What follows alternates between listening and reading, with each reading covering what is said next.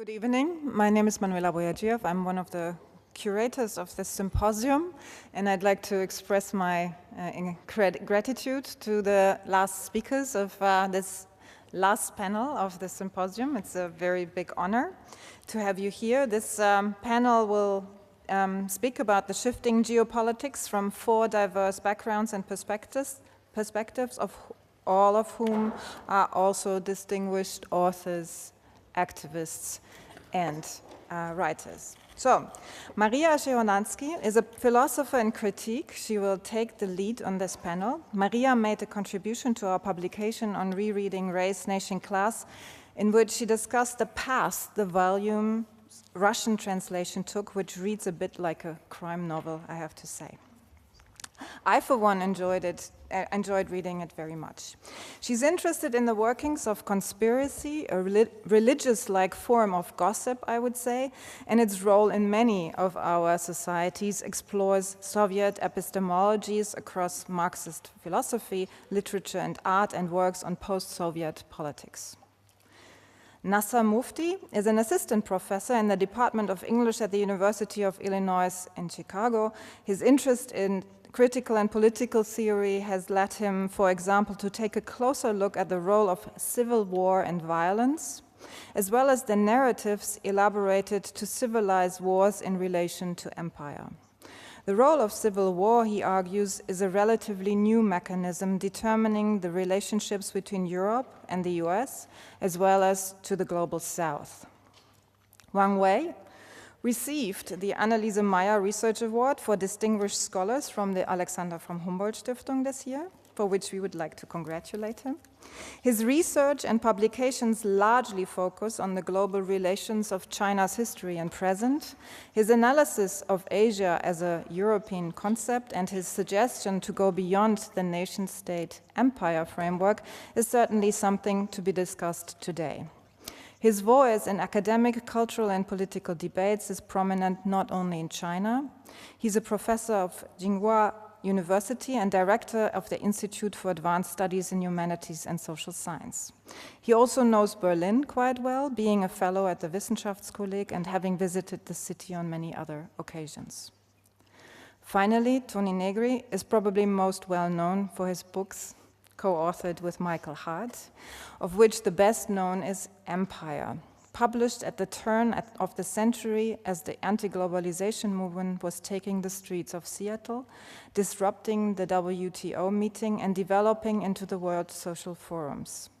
In the book, they argued that nation-states had become unable to guarantee and regulate capitalist production and accumulation, which had now become truly global, and that sovereignty was shifting to the global level of empire itself, a network of organizations, transnational corporations, state and non-state actors.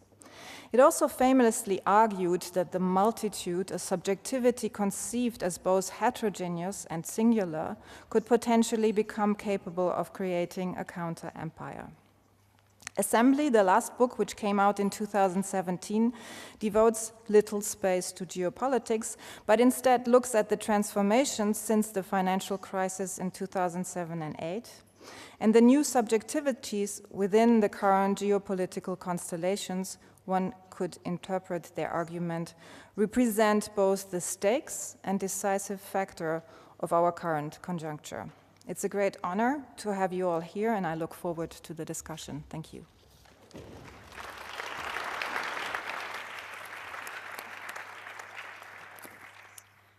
Thank you, Emanuela.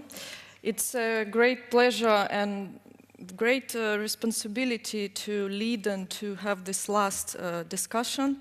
Having this fantastic 3 days, I really enjoyed and was enlightened in many ways, hearing different perspectives, and I think it was an amazing discussion. So I also, before to move to our discussion on geopolitics, I want to also thank the organizers and the catering for inviting me here, and also all the members of staff at HKW was amazing, and very helpful, and hospitality is also amazing. So thank you all for that.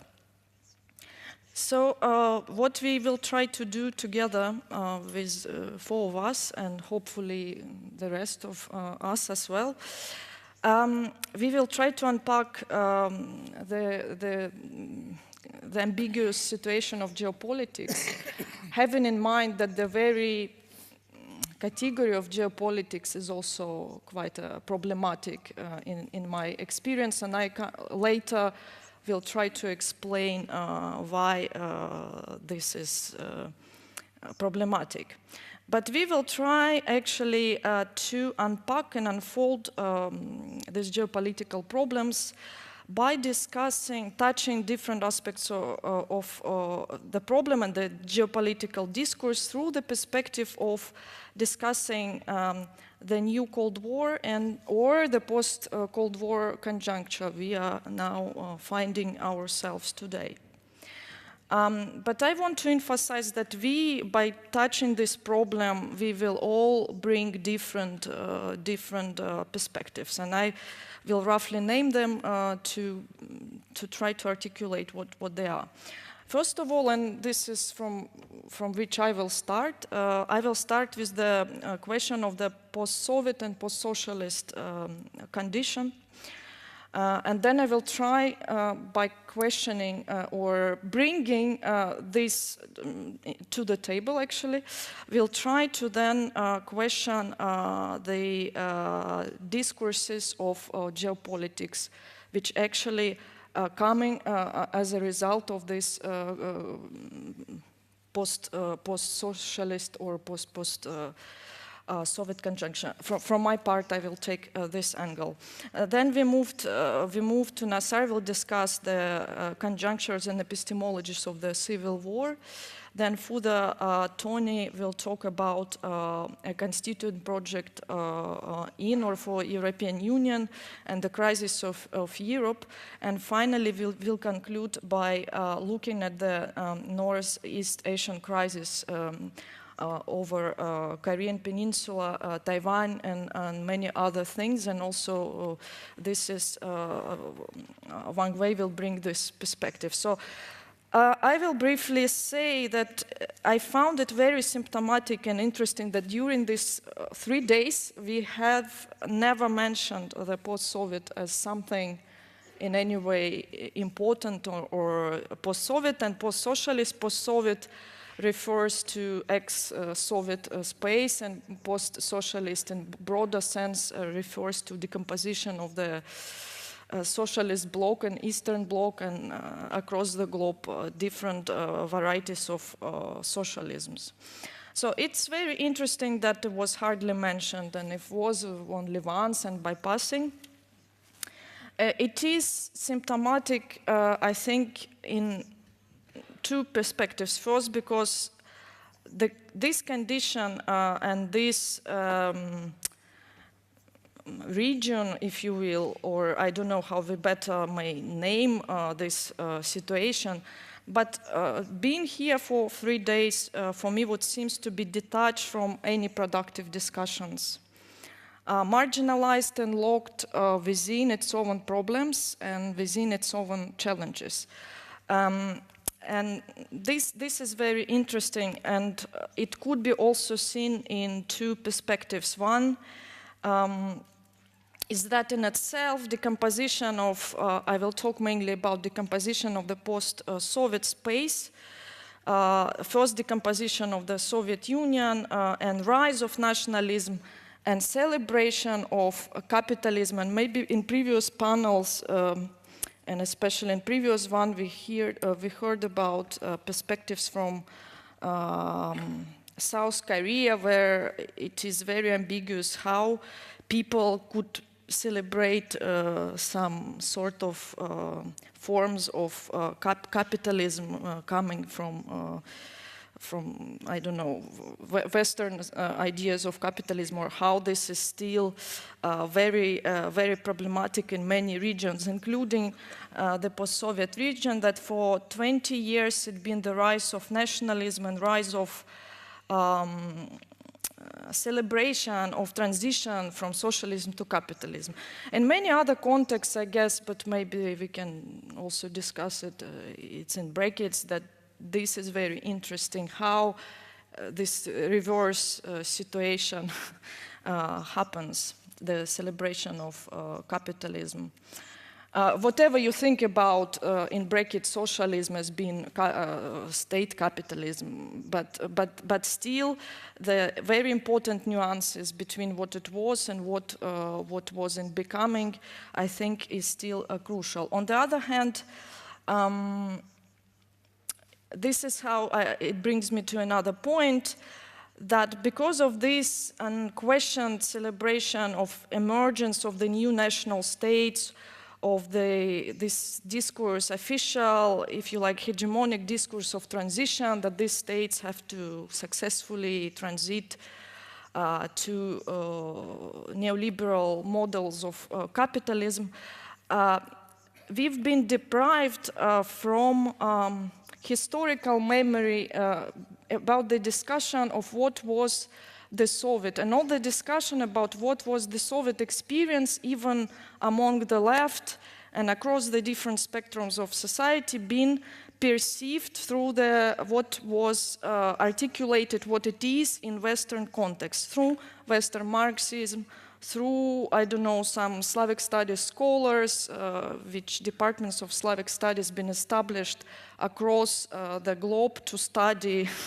us, Soviet and post-Soviet people from, you know, this anthropological perspective. So we've been receiving, and the negative and very simplistic articulation of what it was brought us finally and quite recently to actually ourselves to go back to archives, to do a research, because archives were closed and not many of the people who worked on the issue of the Soviet socialism, not many of them could speak language or could travel and check these archives. So this, talking about traditional Marxism and how many traditions we have, and it was brought yesterday, I think, this problem. I think that in our case, we've been absolutely consciously rejecting to go back to the past and to read it outside of the framework of Stalinism, totalitarianism, Leninism, or official communist parties. So it's still a lot of work to do, and I think this would be interesting. Unfortunately, I cannot go much into the detail, but it would be great to open up this as well in the broader context. So this is the first point of this post-Soviet condition, which has this specific. Secondly, the absence of the post-Soviet in the discussions, I think, signals to something else also. That in itself, this condition is in a process of rearticulation. So since collapse of the Eastern Bloc since '89, as you know, there've been integration of some part of Eastern Europe within the European Union, and as a result, the creation of the new ambiguous identity of Eastern Europeans as a second-class Europeans within the European Union. And now you have the massive impoverishment of that part of Europe, and also immigration to many workers, ex-teachers, engineers. They immigrate to the UK, to Germany, to find themselves in totally different labor conditions. So on the other hand, the rise of nationalism and the kind of Eurocentric, the Eurocentricity and the very will to join this ensemble of Europeans would drive a lot of post-Soviet politics. And this is how, instead of this post-Soviet condition which we've been discussing, now we're seeing that the rupture, that the more nationalist, the more enclosure of the space into unique nationalist identities, which all of them want to join the European Union. Or if they not, they will face the threat of reappearing Russian sort of colonialist or new imperialist ambition to keep the space together. So this is very strange conflict that on the one hand you have two police, sort of two entities which policing this space. One is European Union and another one is Russia. And this is how I came to my next point, which is that before, and I'm talking mainly about the uprisals in Ukraine, first of all, because this is very ambiguous processes whereby something very important has happened during this uprisal in Ukraine in 2014. That before, as I said, there was this common post-Soviet space, would be the politics of memory, the politics of constructing the international, transnational, trans-Soviet, ex-Soviet, space for left politics. And in this process of building that space, the uprisal in Ukraine has happened. And when it has happened, there have been a lot of course, nationalist groups and agenda to become part of European Union was the main agenda in this uprisal. At the same time, there was always left activists on the ground who've been trying to bring different agenda to kind of break this hegemonic image. There have been different micro political things going on. And there was the ground to participate in these movements, sometimes very controversial movements across the post-Soviet space, the movements of the square, which always had ensemble of left, right, and pretty much everybody. So the question was how the left would at all participate. The question was whether we participate or not, and it was the question across the space. But then, for the first time, or maybe before, you can take the case of Georgia, but I don't have time to go into these details, but Russian state intervenes in this and strongly argues, constructs the image of dangerous nationalist and fascist uprisals in Ukraine, and promotes strongly this, which was true, but not to the extent that the Russian state wished to promote.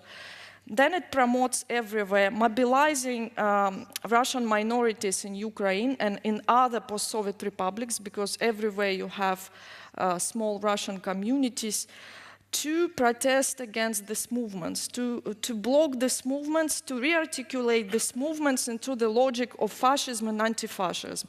So this time Russia really tries to, Russia, I mean, it's not a character, of course, but that's why the geopolitical discourse is, very ambiguous, because you start to talk about Russia as a person, character. But you can say the Russian government, which also a very complicated constellation. In any case, appropriates the identity of anti-fascist state, which would fight fascisms across the post-Soviet state, or would call to reintegrate post-Soviet space on the basis of its anti-fascism. And then happens intervention into the east of Ukraine, military intervention, by very tricky way, because there was ideological call for volunteers to come and to save Eastern European or Eastern Ukrainians, who are mainly identify themselves as Russians, to help them to fight fascist Kiev. So it was this split, and very complicated split, which provoked only two reactions so far. One is very liberal Western reaction to say Ukraine should be part of European Union, Ukraine fights for democracy, and this is totally deflated, image, and then IMF comes and gives money because now Ukraine in very bad economic situation as well. or the Russian anti-fascist agenda, which is the anti-fascist fascism which Russia constitutes through appealing to the legacy of Soviet Union, recovering its networks, which were like sleeping networks, the Soviet networks across the post-colonial world as well, to create this image that Russia again reappears on the global agenda as this anti-imperialist fighter. So it is this ambiguity about anti-fascist fascism. I can go on discussing how the notion of Russian world, pan-Slavism, red-brown alliances of leaders of ex-communist parties across the post-Soviet Union formed this huge bloc to support this anti-fascism. How then the left was confused and some rejected both images and tried to produce something else, but the problem was that it was not possible to find any international solidarity in this case, because left was split at this moment to either join the geopolitical abstract schematic anti-fascism of the Russian state or liberal agenda of European Union. And this was crucial and very disappointing, what has happened in Ukraine. And it was discussed for 2 years, maybe now it's totally not, but war is still going on, and it's frozen conflict, and it's created indeed a very severe fascist situation in Ukraine. So it is anti-fascism which constructs fascism, you know, because it brings such a severe situation by means of these volunteers who then armed in very, so state officially doesn't participate in this. And how the last point really is in relation to Syria, which we also haven't talked about at all during, maybe also touching a little bit this question. I think with regards to Syria happened the same, very same problem. When Russian state officially supports peace and stability and anti-fascism and struggles with bad movements and including ISIS, targeting everybody as an ISIS. In many left, at least because I live in London, it was the anti-war coalition which powerfully struggled against the war in Iraq, and now it is completely joined this Putinist or, you know, this agenda of fake anti-fascism, which brings actually more fascism. And just few, really briefly, few facts, because we talked to Judith yesterday, and she said nobody knows any kind of empirical facts with regards to Syria and Russian intervention in Syria. Officially, Russian troops are not there, but there are military bases which from time to time intervene in support of Assad if necessary. But also there are private military companies. I guess in US you have like militia, and this is what Assad actually uses, the kind of semi-legal militants or militias. And this militia composed of very poor working class or declassed ensemble of ensemble of people from Russia. Some of them even disabled, because everybody can join, they pay you a lot of money. You land to Syria and then you wait. And then what they do, they controlled by semi-legal, I mean, by some offshore company which leads nowhere, but somehow linked to the Russian state. It was recently investigated. The company itself has no status, it's non-state company, and in Russia, these private military companies, they banned. So they're illegal, nobody takes responsibilities for them. And then when Assad calls to seize some territory, this sort of paramilitary company acts. So people go, but the agreement is with other company, which actually only acts, asks this paramilitary Russian organization intervene if only the deal is that Assad allows this company to seize the oil sites, which are in the territory they're trying to reclaim. So basically, it's a question of oil and how they try to. There is a deal between Assad and between this private military company that you get your deal, you get your oil, you can then control and extract money. So it's very, very sad, and absolutely, I think we don't really talk about this issue, but in Russia this is big issue. This is big issue, and thankfully recently there is a lot of debates about this semi-legal company, the people who die, who then don't recognize as somebody who died. You know, because they're non-official, they don't want to say like 200 Russians died. They said, no, this is not because we don't have nothing to deal with this military organization. So this is just some facts, and I would just think that we have to go beyond really this fascism, anti-fascism, imperialism, and anti-imperialism in this situation, and how to do that, it's a question, I guess, to just try to talk and to talk between ourselves more than we used to do. So.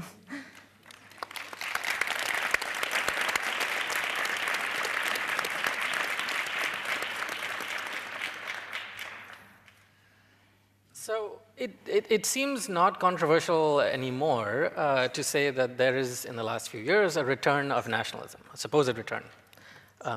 Some would say it never went away. What's striking is that during the same period in which people tend to say that there's been a resurgence of nationalism, there has also been a resurgence of civil war.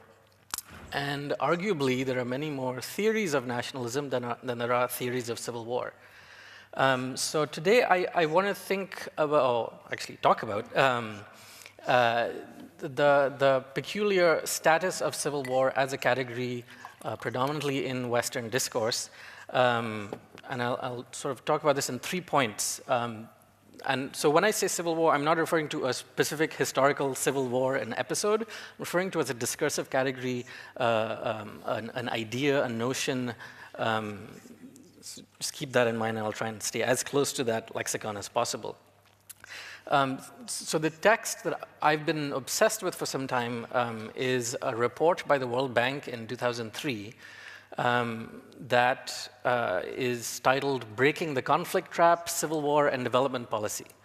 This text details an account of civil war and gives examples from all number of countries, and sort of condenses its thesis in the introduction, which reads like this. The risk of civil war is much higher in low-income countries than in middle-income countries. Civil war thus reflects not just a problem for development, but a failure of development. So in other words, civil war is a symptom, it is a failure of development, and it is a disease. It is a problem for development. So in this sort of circular logic that the World Bank sets up, civil war is unique to the peripheries, unique to the Global South, and the Global South has no means to end civil war. And thus, this ends up being a justification for international intervention, be it through economic stimulation, which is another word for debt, or military intervention, or the setting up of NGOs.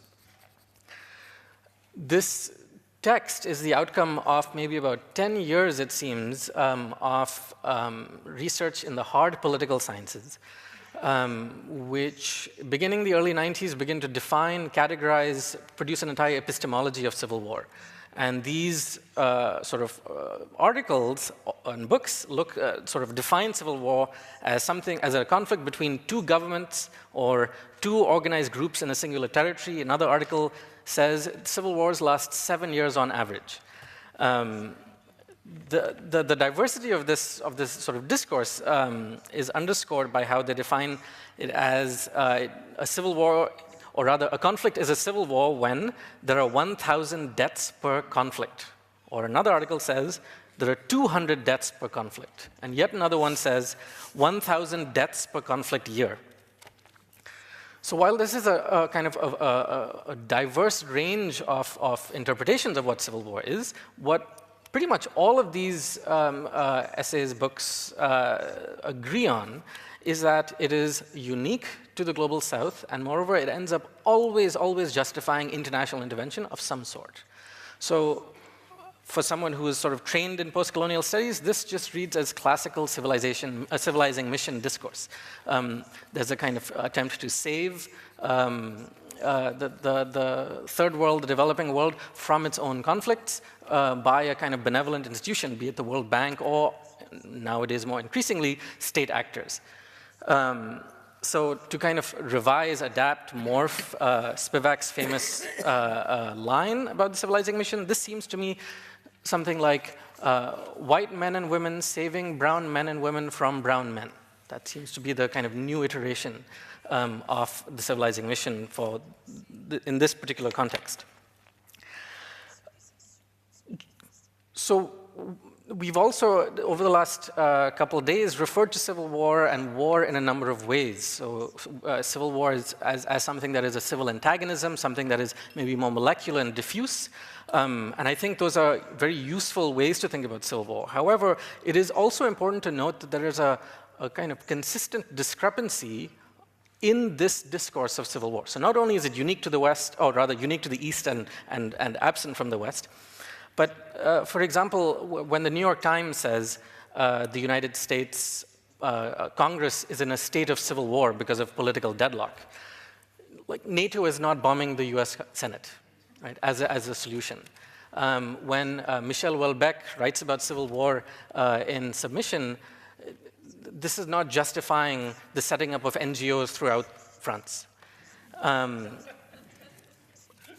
But to even use this kind of social scientific or hard social scientific epistemology, you just see the kind of, it can be illuminating, but I'm not sort of advocating for it. So in other words, one could also say that police departments across the United States are waging a civil war against black and brown minorities. This is sort of, fits that schema perfectly.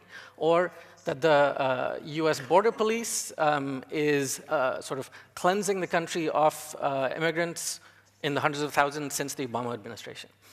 So you can see the kind of unevenness and disparity with which this discourse is deployed. So that's, I think, so that's the situating civil war as sort of imminently a kind of Orientalist knowledge that is all-pervasive in a kind of classical Saidian sense. I really think it's quite identical to how he sort of sets up Orientalist knowledges. So given this, these sort of, well, this is, I guess I made 2 points. One being the civil war as a contemporary category, the other one being its uneven deployment. And I'm happy to kind of talk more about how this manifests, but I also want to think about a third kind of the use of the word civil war by Etienne himself in responding to the 2015 attacks in Paris, where he describes the closure of borders as a civil war. I think this is a really amazing version of what civil war is, because what that implies is that there is a civic unity between citizens and non-citizens. That is to say, it shifts the axis of citizenship away from kind of actual national statehood in a different register, because you can't have a civil war where there aren't already fellow citizens. So in other words, it creates an affinity between those who have rights inside of a country and those who don't, and maybe are trying to claim that. This is an abstract category. I've been, over the last 2-3 days, wondering, so does, and since I read the article, wondering, does this notion of a kind of fictive kivis, fictive citizenship, not fictive ethnicity, which is racial, but this would seem to be a different way to understand or think about transnational, or not even transnational, but civic affiliations. And one might ask, does this kind of assemblage have a history? Is it interested in historicizing itself in the same way as the nation is? Is it committed to articulating, narrativizing its existence in that manner? And I at the risk of giving a selfish example, this did occur to me 25 minutes ago to share, so it may not be fully fleshed out. But I think, for me, I just realized it is maybe a way in which to think of the theoretical idea of a fictive kivis in very kind of concrete material terms. So about 3 years ago, I was informed by a very scary police call, by someone in the police, or a certain state worker, that my identity had been stolen. And in this case, so identity is stolen in many ways. In my case, it was a social security number, which is in the United States like it has your tax information and it's your income, and state benefits are kind of linked to this number. So I was in the midst of a bunch of stuff, but I tried to, you sort of follow the procedures you're told. Okay, so you should, if you want to protect your identity, do X, Y, and Z. What's interesting is the state requires you to actually file this as a crime, therefore implicating the person who stole the identity in this process. I found out in this process that the person who was using my identity was using it to file workers' compensation claims, which is to say this person was most likely getting injured at work, and thus to claim state benefits was using the number, which seems like the most reasonable usage of a stolen identity that I can imagine. Which raised the question that this becomes a way to, in some sense, give access to the state without formally recognizing a kind of citizenship or national identity. It is premised in some sense on national difference, on rights difference. But what it does accomplish is a dissemination of state resources in a way that seems quite productive. It made me wonder, what if everyone did this? What would that do to the kind of configuration of the nation? Yeah, maybe I'll stop there. Thank you. Okay.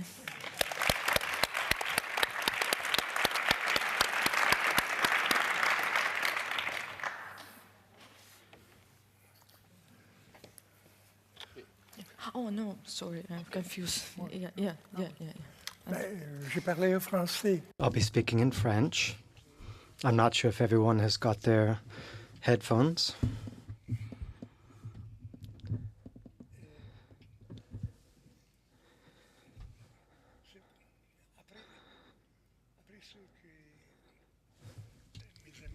After what my friends here have said, we have to admit that they've given us an introduction to this idea of a hysteria that the current world is going through. This morning, I was reading an Italian newspaper written by communist comrades, and they were saying that civil war, or war is here. Everything that the English are doing right now about this strange story.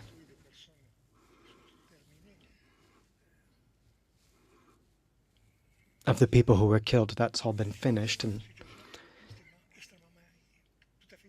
And we're talking about actually finding ourselves in a situation of hysteria right now, where one can speak about war. There's the war in Syria.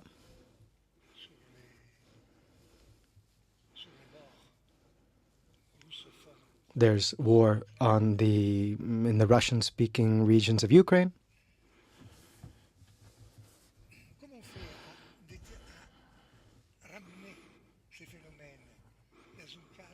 How can we bring all of these phenomena back into a framework in which we can offer some sort of general geopolitical understanding thereof? I think that since the end of the Russian Empire, a lot has happened.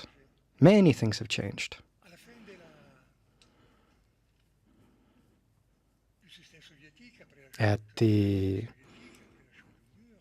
After the fall of the Berlin Wall, after the end of the Russian or Soviet system, we're talking about the year 89, take a look at what happened in China. Look at the end of apartheid that happened around the same time as well in South Africa. That was also around the same time of the end of the civil wars happening in Latin America with the peace agreements in El Salvador.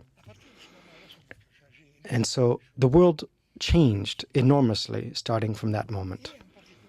Especially, we have to talk today about the failure of the American attempt to govern the entire planet. I'm not saying that the American power is over. Quite the opposite. The Americans are very much present still, but it's very clear that there's been a decline to some extent. A profound decline of American power, one which is finding itself determined within a situation which is very much different from what happened during the ages of fascism, anti-fascism, interventions, etc. So this world cannot be unglobalized. And this is a completely new geopolitical element. We're talking about a world that's become a physical world, one which is very much interconnected by a logistical system, by financial capital, by digitalization in general, by a world in which labor, services, etc. have completely changed. Old ideas of the nation-state and relations to others, we couldn't even possibly conceive of things anymore, as we did in the past. If we talk about international law, for example, the Westphalian notions thereof, that's the major difference that exists nowadays, and which is absolutely essential, a basic element that we need to take into account. So many things have changed. And the agents are continental. China, for example, is an entire continent.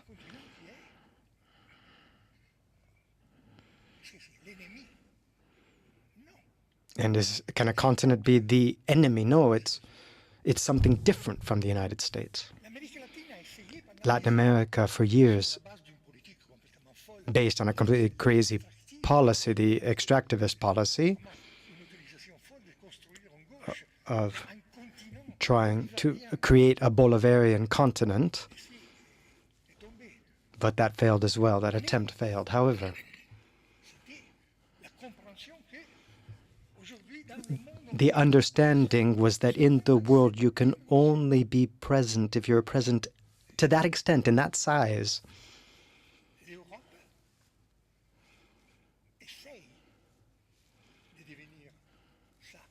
And there's that attempt to try to become, Europe is making that attempt to become a unified continent. But Europe is merely a peninsula of Asia, actually. And it's an Asian peninsula facing the Atlantic with an inner sea of its own, the Mediterranean, which opens it up to the Middle East and to the countries of North Africa. Europe was created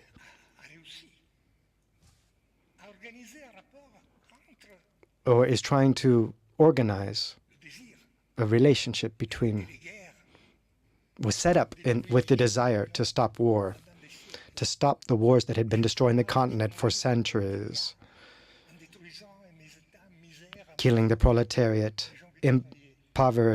creating impoverishment among the people. There was that basic force underlying the spirit of European construction. But European construction was also based on creating liberal bridges, unions, liberal bridges between them against the Soviet Union.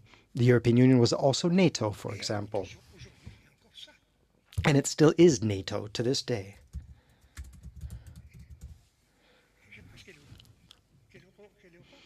I think that Europe is finding itself in a situation of general reconfiguration of land. There's this globalization that is actually taking form physically, and I think that's quite important. There's this weakness, we could say, in the global political system, and therefore Europe is finding itself in an extremely difficult situation. I'd just like to make a little side thought here about the report that we mentioned earlier about the Soviet world. Europeans have often tried to end war, end the war that's going on between Ukraine and the Russian parties that are supported by Russia. So there's been attempts made, meetings in Kiev trying to work in this direction. But I always wonder, what is NATO's interest in keeping this tension alive? And I ask that question because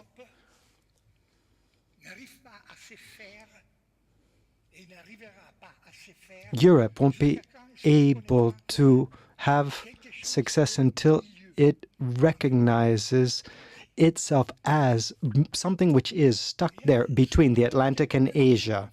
And I think this is a basic problem in the European Constitution. When we think today, we can't think about me, I'm a German, you're an Italian. Europe, the only way that the European continent can be conceived of is as a continent today. Because this world where we've got the United States, we've got China, we've got Russia.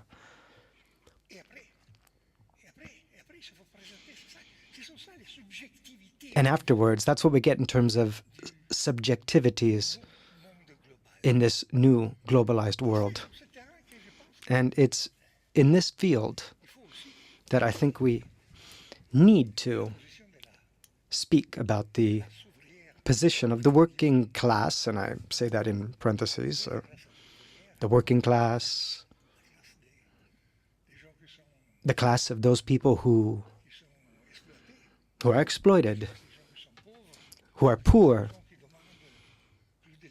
who are asking for greater freedom, equality, wealth, and independence or autonomy in their lives, in managing their own lives. And I think if there's any meaning to nationalism,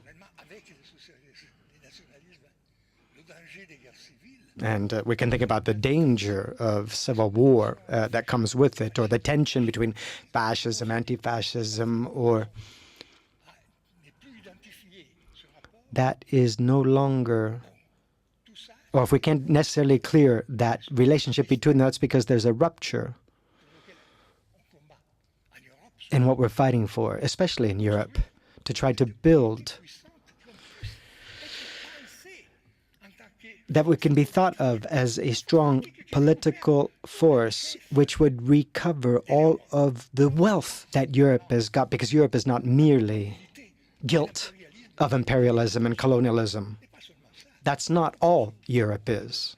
Europe is many other things as well. It's a way of life, ways of life, which is an accumulation of various cultures. It's the ability to produce strong, capable people who are capable of action, who are capable of hope. Europe was created in a certain way by the battle between classes that have determined the social relationships that have completely changed the regimes in European countries. So, in my point of view, if we look at closely at the state in which the world today finds itself, it's a world which is no longer the one that we had at the end of the Cold War, at the end of the Soviet era. We're not living anymore in the world in which the United States could try to establish a new empire, its own empire. Today, there is an attempt to change the world, this world, and it's something that was born in this continent and that needs to be redefined in this continent. There where nationalism is born, there where components for dissolution and rupture are born, and this great trend for building, for example, for the Constitution of Europe. In all the former Soviet countries, we are seeing this new fascism.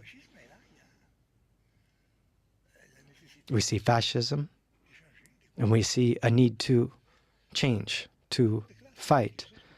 So the class battle is something that must be internationalized, and I think the most important words, aside from fighting against neoliberalism, for example, which really incarnates one particular form of domination, but we need to also talk about the fight against ecological danger. But the basic battle is the battle against war, because war is being reborn right now, coming back right now. We must not allow that. Thank you very much.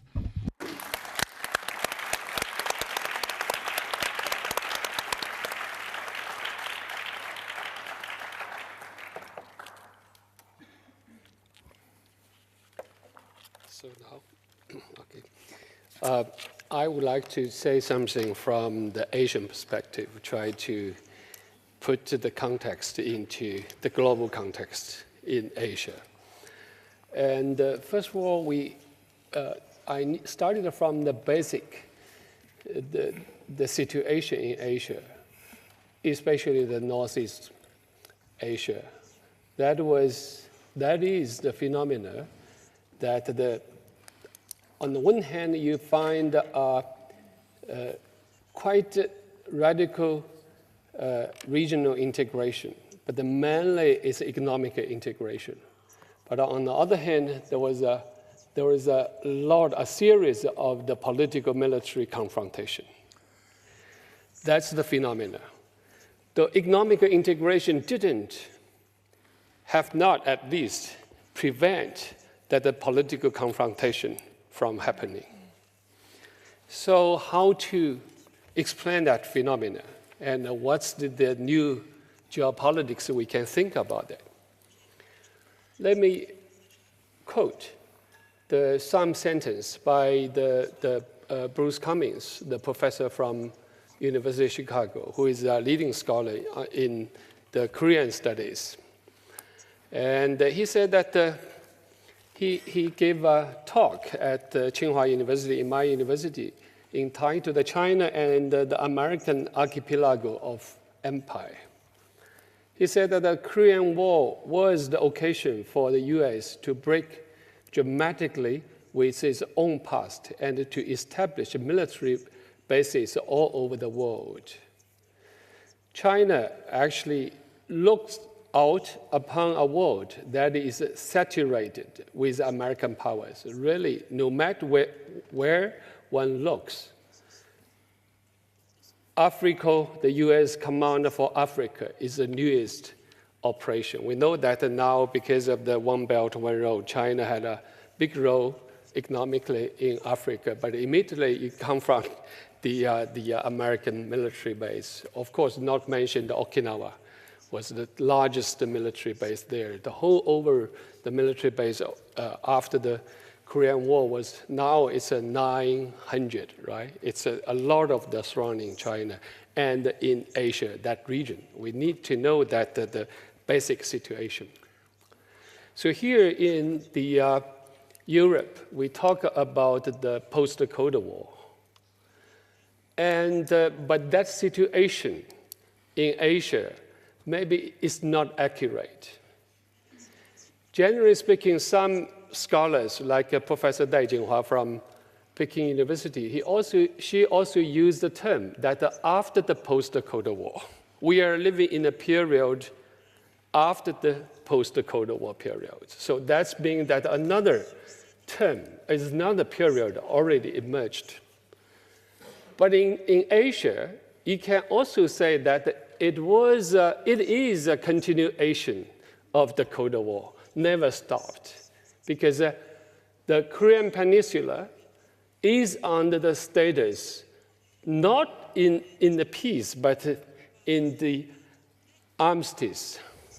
That in 1953 was not a peace negotiation, only armistice negotiation. So cease war never stopped. Taiwan Strait between Taiwan and mainland China was the cease war of the Civil War in the 1940s.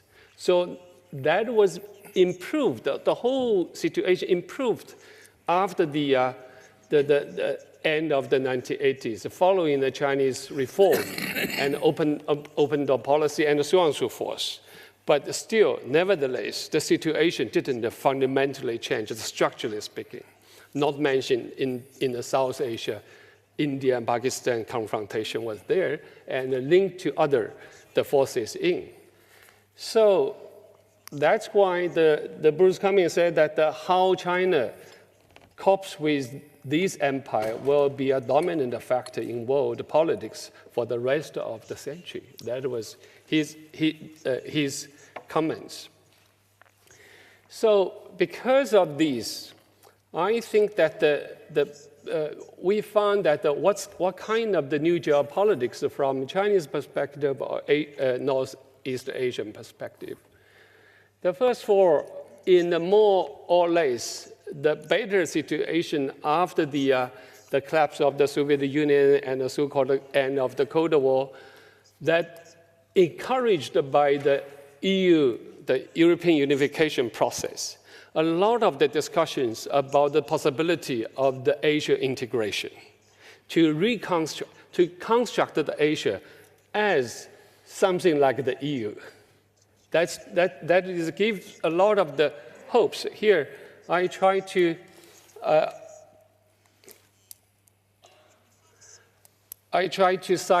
cited a Japanese newspaper in 2002 in that atmosphere. They said that if the unification of Asia accelerates, the sense of distance between Japan and China will disappear naturally in the process of regional unification, eventually based on the first occasion of regional negotiation, excluding the United States. A conference that joins ASEAN and the summit of Japan, China, and Korea, Japan and China may achieve an Asian version of the reconciliation between France and Germany. So that was the moment. A lot of the discussion in South Korea, in Japan, mainland China, Taiwan, a lot of the discussion about the regional integration based on the political economic integration based on the idea of territory or the region. That's the idea, the following the European model. So basically, you can see that the model was that component societies retain their own characteristics and autonomy to a certain degree, but the unified version of the reconciliation and almost okay. But on the other hand, there was another model. It's very difficult. Obviously, later, the confrontation between China and Japan, now the very difficult relations between mainland China and Taiwan, and also North Korea crisis was very serious. So what China did was, on the one hand, a lot of the intellectual work about the retrieve the old tradition, to see the kind of the network rather than the integration. They thought that the whole regions in our past, a lot of the network there, but not the fully integrated together. So that's I think now that China had so-called initiative of the One Belt, One Road. So-called One Belt, One Road, the One Belt economic belt of the Silk Road. That's the One Road, the maritime Silk Road in 21st century. And together with two corridors, that the Bangladesh, India, China, Burma corridor, and the Sino-Pakistan corridor, and one bridge, that was Euro-Asian land bridge, the railway from the Lianyungang to the Rotterdam. It's 10,000 kilometers. Economic. So in that sense, it's a kind of economic, on the one hand, use the economic forms, but trying to construct a multicultural network there, not trying to be a kind of the integration projects like the EU. Means that not trying to construct the superstate projects, but try to network together. So that, I think, it's the basic idea.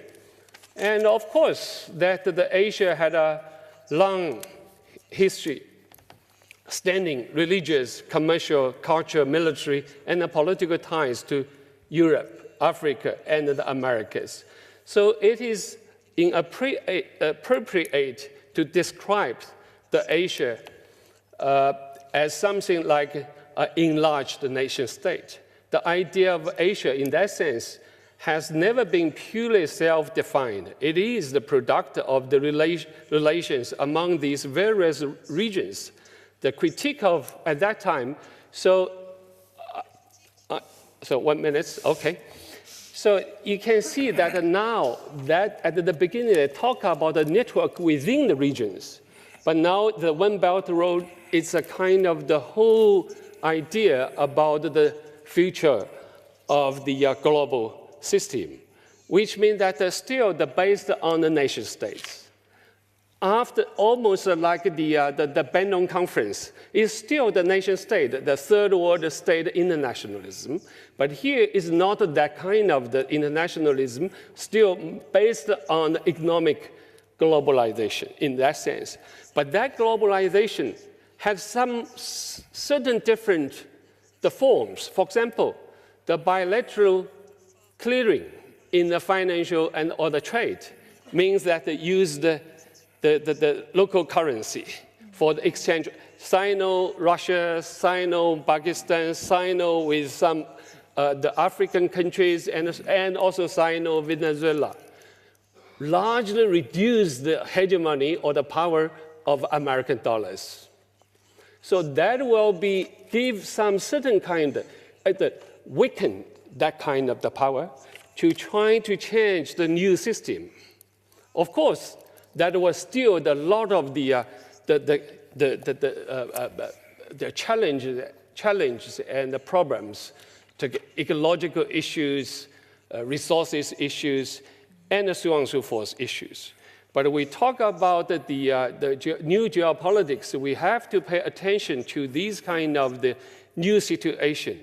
That because this is not only the phenomena that China initiate these kind of the projects, but also Russia, India, Turkey, and all these countries try to initiate their own projects. What's the relationship between these different projects? We can see maybe in the future.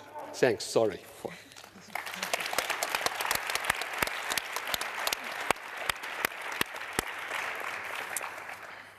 Okay, so we don't have so much time, in fact only 30 minutes for further discussion, but I just want to maybe briefly sum up, and if we just really can give last brief statements, but I want to give Nasser more time because he was so disciplined, he did in 10 minutes.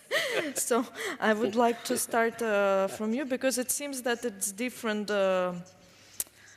geopolitical images or maps being drawing. Perhaps mine was the most incoherent, disintegrated image of shock, and I don't know how to make sense of this unity. But we can return to this question, because I only see the structural mutations and transformations. But I think the image you gave is the map is citizens and non-citizen, and this is very different from more optimistic, I would say, image of Wang, who says that there is a possibility for positive developments. But can you maybe, if you want to elaborate a little bit further, this image you construct, if I understood you correctly, between the division which gives very clear binary picture, if you could say I think more. there would be two binaries. One would be the kind of classical center-periphery model that is the account of sort of international interventionism in civil wars. So Europe, United States tend to be the ones that intervene, and so that's one sort of familiar binary. The other one, maybe slightly less familiar, is it seems, I mean, it seems in some sense obvious, but also very strange, that the paradigmatic figure for the recent constellation of civil war, the recent crisis of the nation state, is the stateless individual. So a civil war presumes a kind of citizenship. That's why one would be in it, or part of it, or a victim of it. And yet that figure arrives in other nation states as a sort of stateless, citizenless individual. So, yeah, I mean, I guess that's, I don't have much more than that. Okay, so that if you're free to add anything you wish. We can open it up. So then I just briefly to both Antonio and Wang in relation to, it's interesting image of the continents. The continents which these mutations, but then in your image was again striking the Russia, which is in itself already a huge piece of something which never had any discussion about imperialism or imperial past, or even productive discussions. Only recently there have been books about Soviet Union and colonization, Sovietization, and how this is different from colonization, or what aspects of colonization it had, and how we could, you know, all these questions just recently appearing in that context. But in your image, again, that there is a Europe situated between Atlantic and Asia. What do you do with Russia? It's again, it's bad Europe, or it's this bad. You cannot feed this monster. Then I remember even more weird, and this is also interesting in relation to dangerous conjuncture, when Zizek was talking all the time about it's better when Ukraine was this conflict in Ukraine. Yeah, Ukraine should join and should be parted from this bad, monstrous Russia, you know, and how Russia is Asiatic, and how evoking the very racist, you know, notions of Asiatic mode of production and all of that. So it was a lot of very, very weird intervention of many left into this dilemma. But again, what do we do? Because in your image, it also appears as a kind of monster which we don't know how to deal with. So if you can say something on this.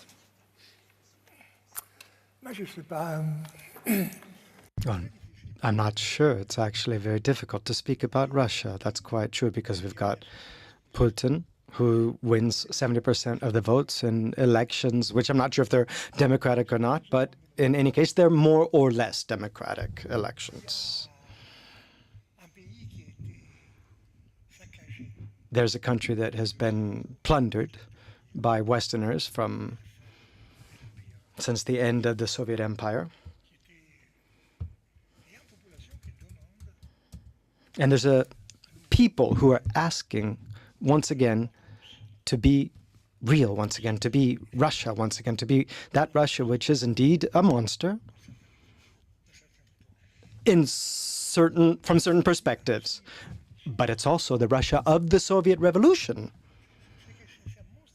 It's a monster, but which is made up of a very complicated reality. I certainly do not know the situation better than you. So I merely think that today, American politics, the American policy in Europe, is one that is pushing towards war on the Soviet border. And I will support that idea to the very end. And this desire for war is not coming from a Soviet Union, but from the interventionist policy of a weakened United States and from the need in this stage of crisis right now. And when we talk about, be careful, when we talk about the decline of capitalism, the decline of the United States as an imperial power, we're talking about a critical moment in neoliberalism on a global level. So, in such a situation,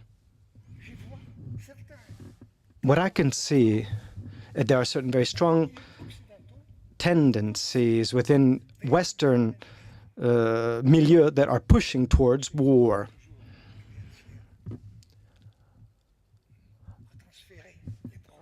War has always been a way of transferring problems into a new place as a way of resolving problems. And this is something that must be dealt with. And I think one more thing, which is that when faced with this problem, people in European countries must think about this sick relationship between the European Constitution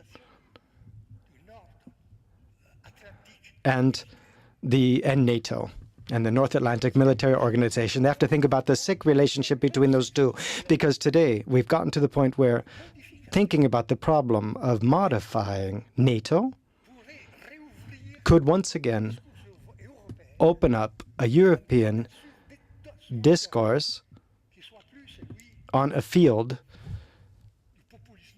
which would be one of left-wing populism or right-wing populism. The left talking about nationalism, the right that would talk about war with Russia. I've finished. Thank you.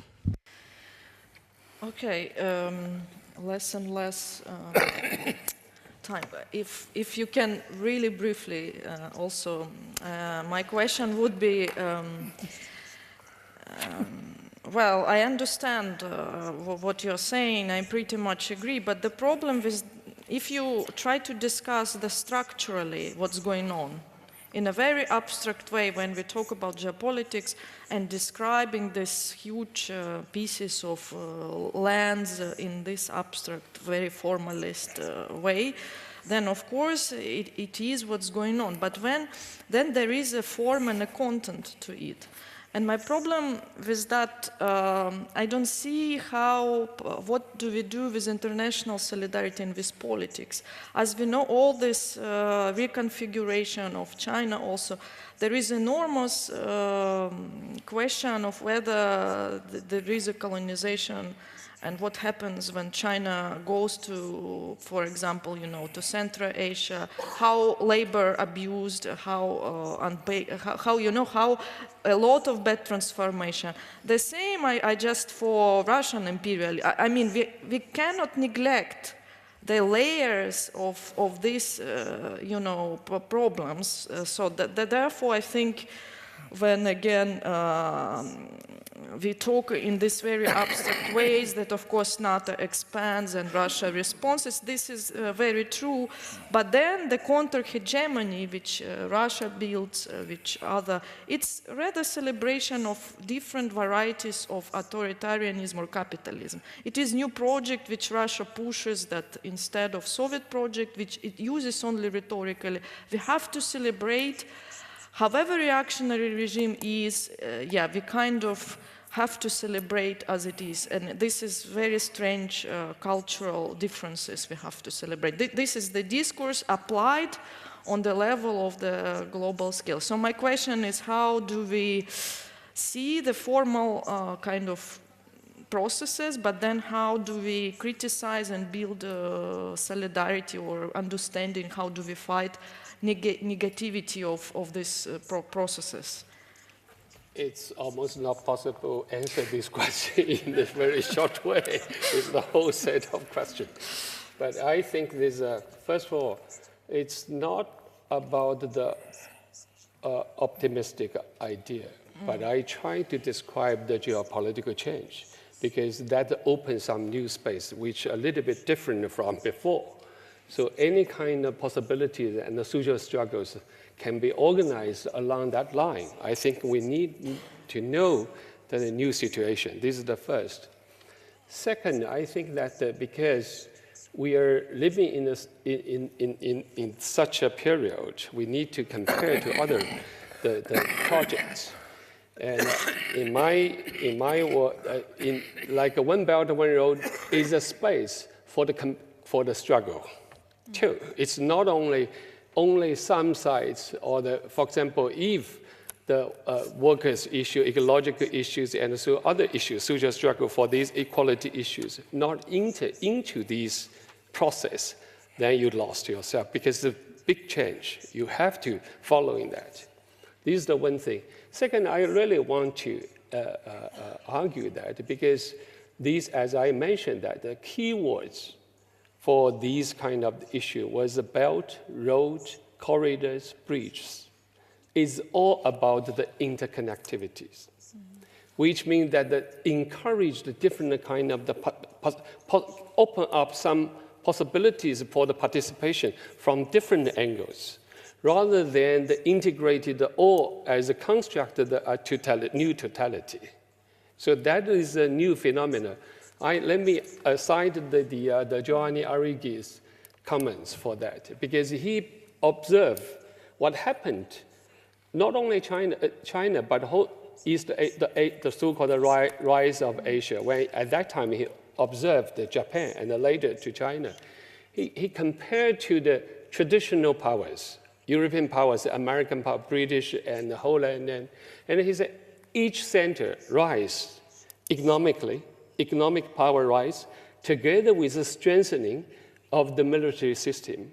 But this round of the change, what made this round of the rise of Asia to some extent particular, different from before, was the disjuncture between the military power and the economic power. So military power, America is still the dominant, huge power. Russia was still remain the big power. Asian countries, including China and Japan and all these countries, militarily speaking, has no such military, the powers there, the global powers. So because of the disjuncture between the economic power and military power, that's why the rise of Asia, those countries, have to be searched for more or less, compared to the traditional powers, more equal relations with other countries. So you can see, this is not idealized that the role of those countries, but try to see, compare to the early powers to give the possibilities. And that's why it's still, for example, if you read the Beijing statement for in 2000, China and the African countries, in which there was a long analysis about the colonial history and to talk about why the difficulties for the African countries came from the colonial history and so on, state structures and so on and so forth. Of course, now the driving force, the strongest driving force was completely economic. So social struggle trying to, even discourse, trying to argue that against the dominance of only the incentives from economic consideration, trying to find the other considerations into that political process. So in that sense, certain kind of the solidarity, international solidarity was absolutely necessary. Thank you. Okay, thank you. It's very interesting discussion, but we have to open up, continue together. We have roughly, I don't know, we started 10 minutes later. I believe we still have at least 25 minutes. Right? No, we don't? 10? But we started 10 minutes later. Can we take our 20 minutes? Thank you. Good bargaining.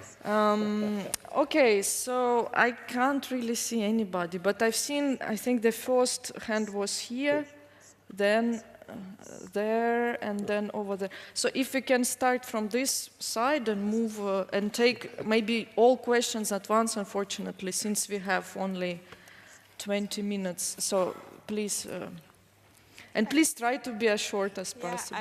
I will, because my English also is not enough to formulate it long. Thank you, Maria, for bringing a topic like Soviet perspective and lack of Eastern Europe perspective.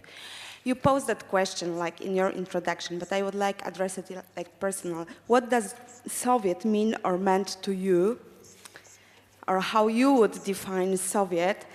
And then secondly, is it so really that nationalistic movement stroke after Soviet Union collapsed? Could it be so really simple? And here I would like bring like an example, Eduard Limonov, as maybe reference, but don't have to be like maybe take. And how you would describe then the nationalism and communism ideology within Soviet Union? You kind of started to talk about colonialism, and that discussion was just began. So thank you very much. Thank you. So then, yeah. Alex, is it? Okay. Yeah, my question is quite short and simple. To actually Wang Hui. You know, actually, before the 1997, actually, the Asian country, you know, including a global South, tried to build actually the Asian bloc against when you talk about the American, you know, actual bloc or the Asian Pacific bloc, but which was held by, as you said, the Cold War, you know. So, but it wasn't actually very successful. As you know, they fell down, and the cause of you know, other, even actually, I think the particular actually Japanese didn't actually follow this, you know, the Asian bloc idea, something. That's why. Could you actually imagine what kind of this kind of Asian bloc movement, whatever called, or geopolitical sense, will come up actually next or in the future in terms of solidarity or in Asian countries? So a little bit, I want to actually know your idea about this. Okay, thanks. And then there was, you, but I don't know how, what is your name? Yeah, thank you. Thank you. I wanted to ask Mr. Negri, because he was at the very end of this speech talking about class conflict, la lutte de classe, and also you formulated in your book with your co-author the idea of the multitude, and that should be the subject of resistance. But maybe it's, I mean, the way things look now, it's a bit optimistic, and your colleague, the Italian philosopher Paolo Virno, has a bit more pessimistic opinion about that, because nothing is happening at the moment. And if you think that in Germany there are 15% of people living in poverty, but no one is fighting. They go to the job center and they are told that it's a fault. So yeah, I wanted to know what you think about it. Thank you. Then please, over there. I wanted to point out a paradox maybe that strikes me between imperial sovereignty and renationalization that you spoke of in context of the Civil War term as it's used, and the colonial civilizing discourse that was, I think, bound to the mission of colonialist nation, the rise of the nation-state system, and is now, for me it seems, in the new transnationalized economy more and more articulated directly to supranational statal structures. But at the same time, when it comes to military intervention, then it's again, of course, under UNO, I don't know, UN, United Nations, but it's still then nation states who do the intervention, and it's still the national base, the national interpellation that must create the evidence, like Germany is in war, that means we are in war or something, to produce the intervention. Conclude, yeah, so we can take more questions. Last sentence.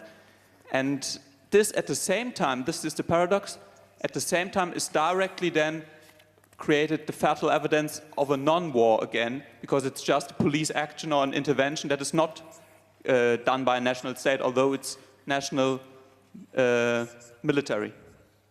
Okay, thank you. Then, please, over there, the last row, yeah.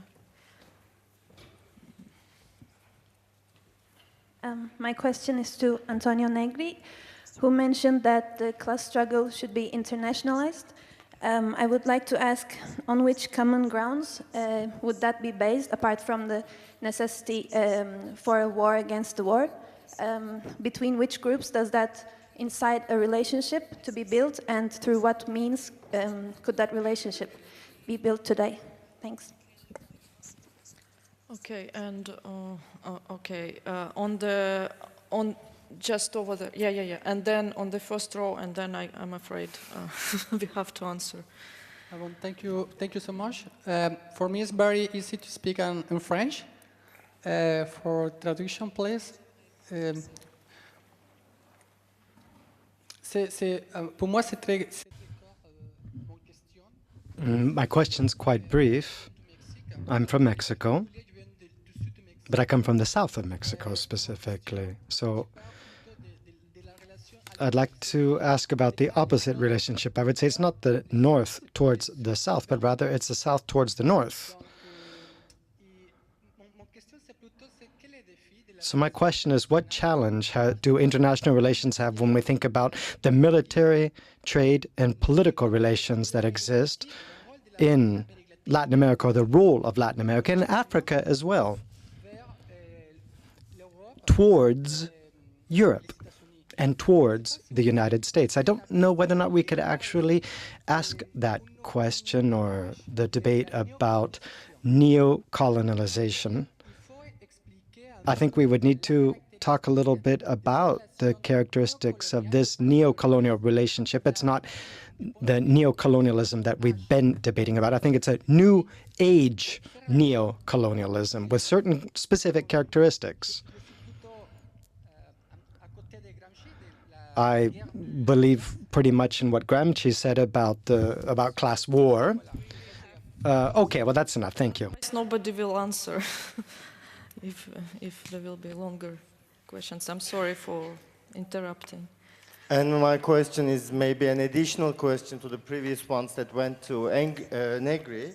He was talking about the attempt to change the world that was born in this continent and should be or will be redefined within this continent. Is this a kind of nostalgic wishful thinking, or is it really the Europe we believe in terms of maybe the Europe picture change with 3 million people waiting at the doors of Europe? Okay, and maybe because I totally forgot there is entire background. If somebody has, but we can take only one, just to not discriminate. Do you have, guys, any question? No, okay, no.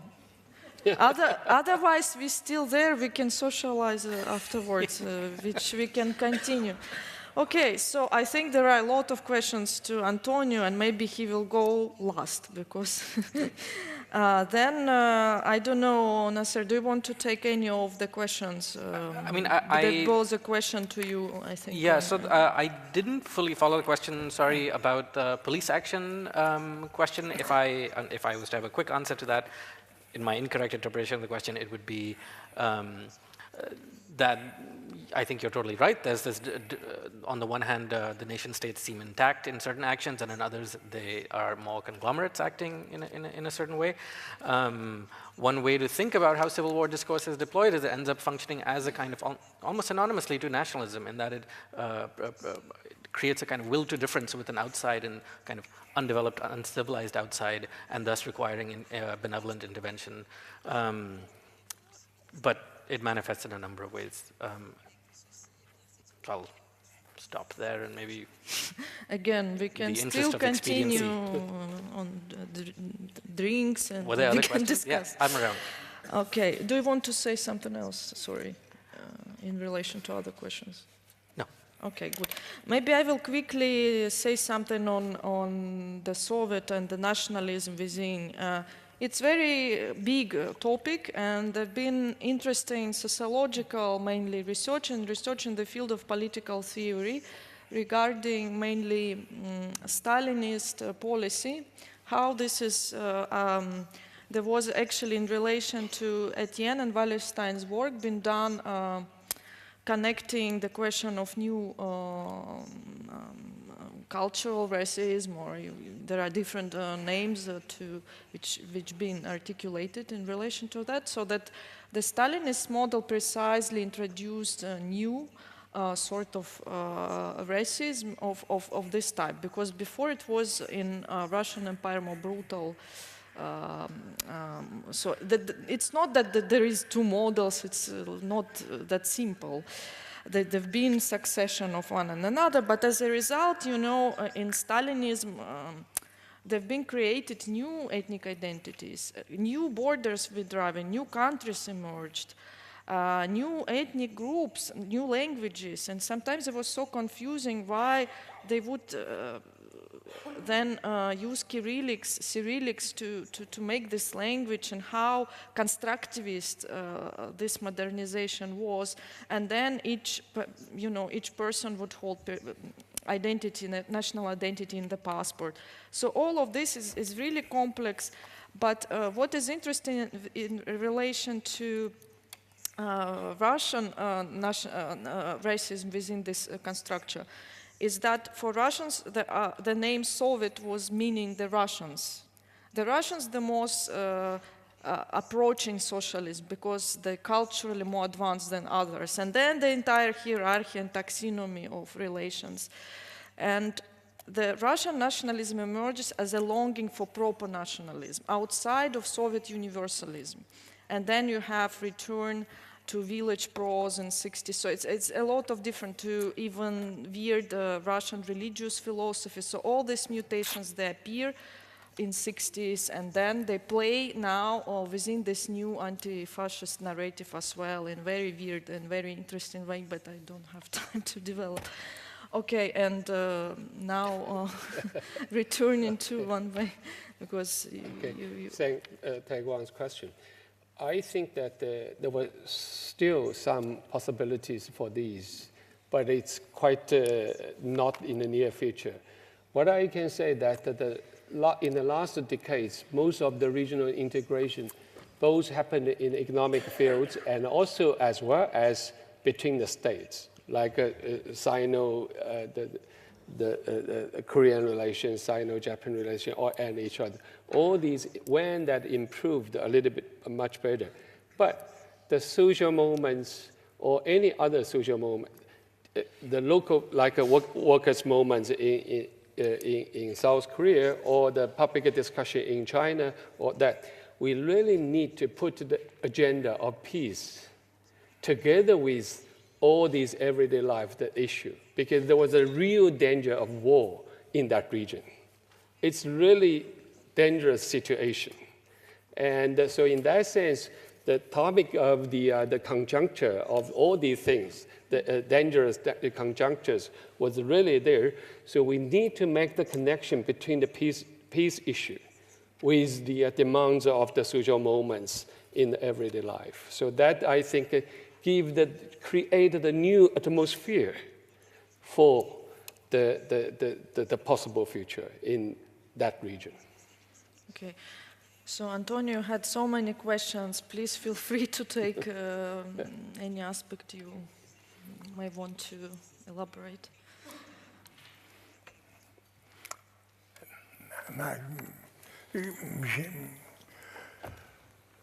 Je suis assez pessimiste. I'm a bit of a pessimist. I'm a bit pessimist because I see fascist parties arising, or more or less fascist, racist, sometimes populist parties that are rising up everywhere. We have a country called the United States, in which we've got a president who is a bit difficult to define, just to use a bit of a euphemism. So we're talking about a situation of extreme tension I turn on the radio, and you just keep hearing a whole series of things that show that we're talking about very difficult situations going on. We're in no way yet out of the crisis that began, for example, in 2008. We're in a situation in which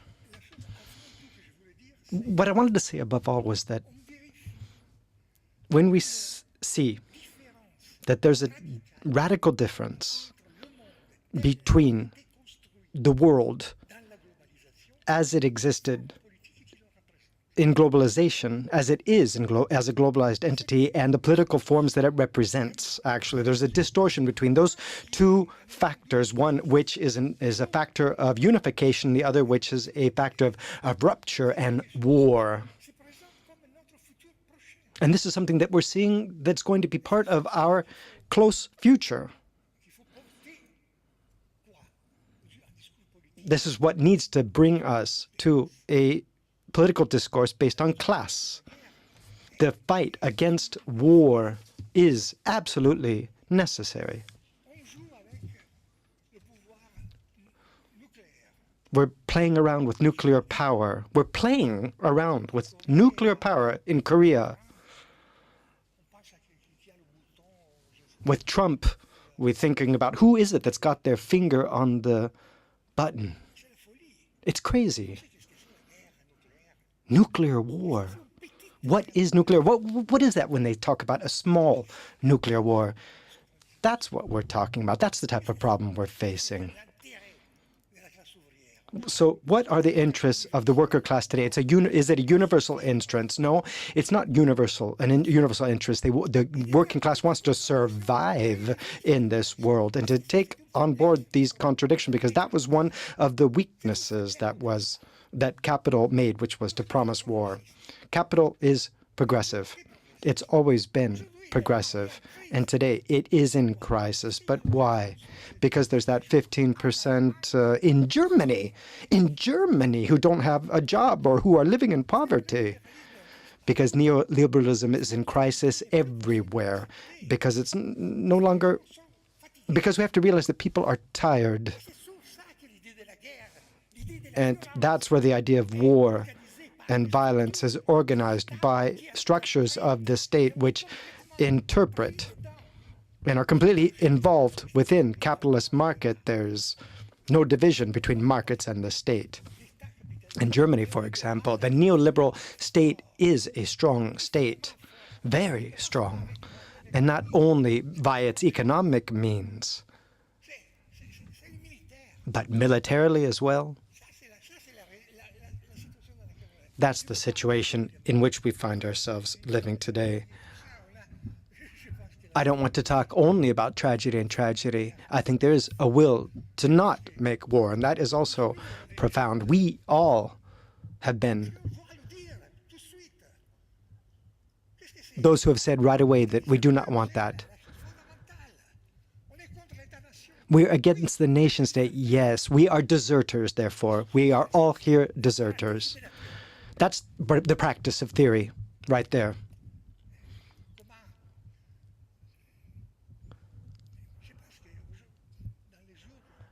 I think in these hours that we've spent here, we've already seen a little bit about what kind of forms this can take. We have to fight for peace. We have to fight against ecological destruction, against poverty. And who are the international actors who are present in this field? For example, the women's movement. It's been seen in these last few days. We've seen it. The wealth that the women's movement offers. How it has expanded the idea of class. It's no longer the class of production, but we talk about the class of reproduction as well. This movement that affects all aspects of our society.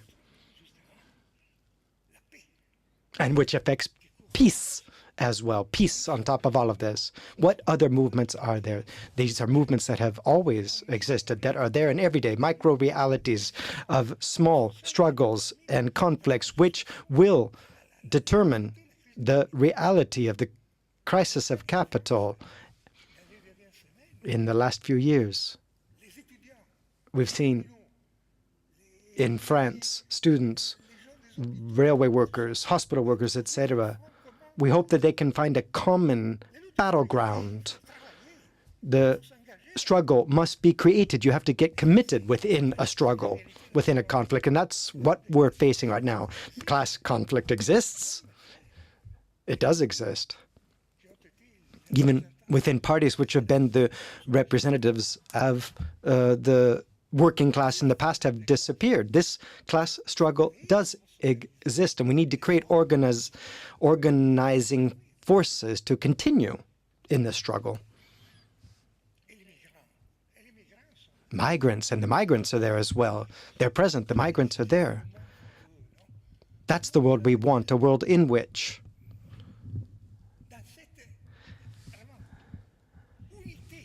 unity, global unity is important. Of course, this is something enormous about globalization. It's not true that globalization is something that fights against democracy and social life. Globalization has also been an enormous aspect of development for humanity. And it's this enormous transformation that we need to take charge of and make use of. And migrants are merchandise I've got the status of merchandise within this globalized world, and we have to understand that they are people beyond that aspect of merchandising and take that on board. Thank you. Okay, thank you very much.